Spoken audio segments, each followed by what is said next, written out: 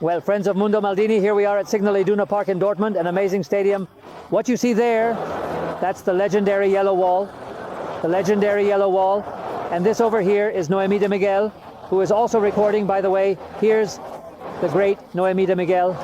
And what I have here is an Oppo Find X Pro, which is an amazing, sensational phone.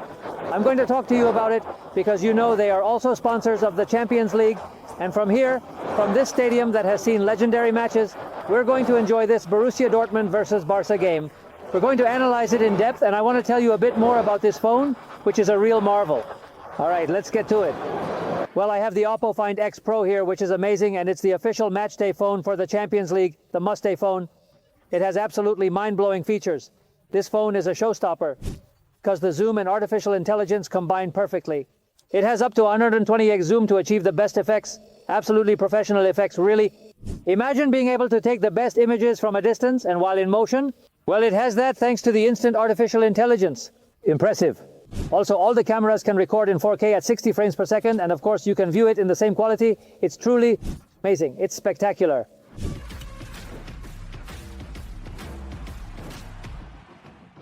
Well, friends of Mundo Maldini, here we are. The match has ended. A great victory for Barca, March 2nd here in Dortmund against Borussia Dortmund. There are still many Barca fans here. The yellow wall is starting to empty out, as you can see. The atmosphere we've experienced has been incredible. And I have this Find X Pro here, friends of Mundo Maldini.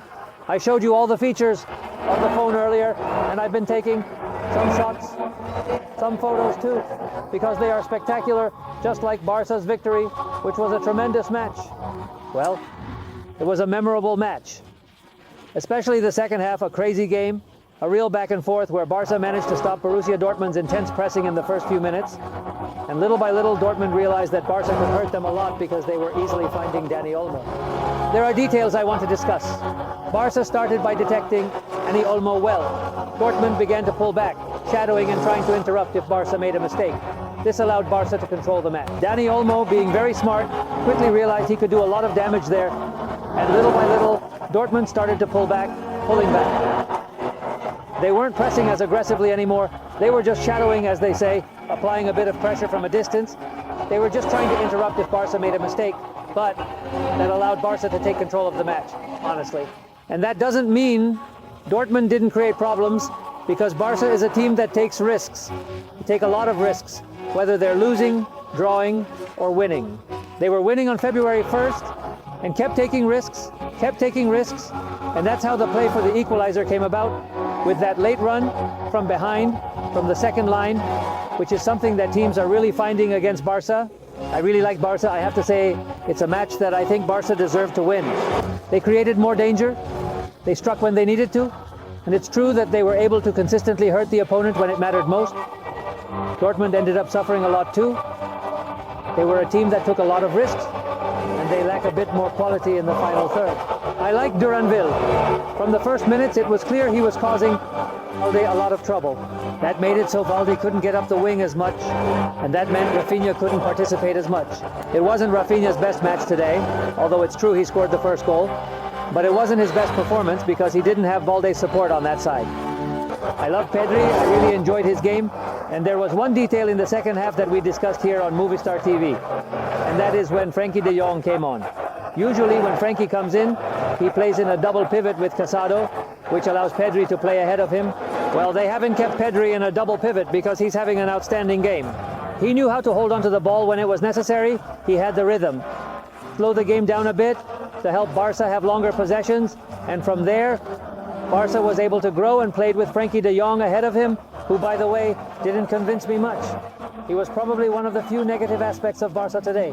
As for Frenkie de Jong's minutes, of course, excellent. The man of the match could have been Ferran because, well, how long did he play? 20, 25 minutes at most, and scoring the 2 goals that give you the win. Of course, Ferran, who later told Ricardo Sierra, had to make those runs into space, but he finished really well on both goals. I really liked Fermin's moments, and I really enjoyed Dani Olmo's first half. He did fade a bit, it's true, but I really liked his first half. Let's see. Borussia Dortmund is a great team. They have excellent players in every position. There have been some runs from Mecca from the back that have caused quite a bit of damage. Duranville caused a lot more trouble than Gittins, who had his moments, partly thanks to Koundé's great performance. Koundé had an excellent game, both attacking and defending, participating in the play for the first goal, for example, which Ferran eventually scored after overlapping with Lamine Yamal, who at times was also unstoppable. I mean, they named the man of the match after Yamal. He was unstoppable, had several fantastic runs into space, and his dribbling with both feet makes him practically impossible to defend against. Talking about Casadó, in a tough match, he had an impressive game. He made a fantastic pass for Pedri and recovered the ball. Like an octopus, recovering and distributing. It was an excellent game. A great match for Barca, a victory that almost guarantees their passage to the next round. I think it brings them into the top 8, and Barca will avoid the playoff round of 16. There was a play in the first half where in 30 seconds he made a fantastic pass that broke a line for Pedri, and then he recovered the ball. In the following play, I mean, he's like an octopus recovering the ball, as I say, like a piranha recovering and distributing. It was an excellent game from him, a great match for Barca, a hugely important victory that almost, well, practically guarantees their passage to the next round for sure. But I think it almost definitively brings them into the top 8, and Barca will shake off that playoff round of 16 in a very tough stadium.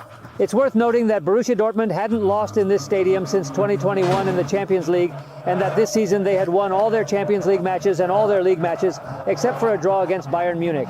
Today, Barca has broken down this yellow wall, and as we can see here in our beloved camera, it's definitely starting to empty out.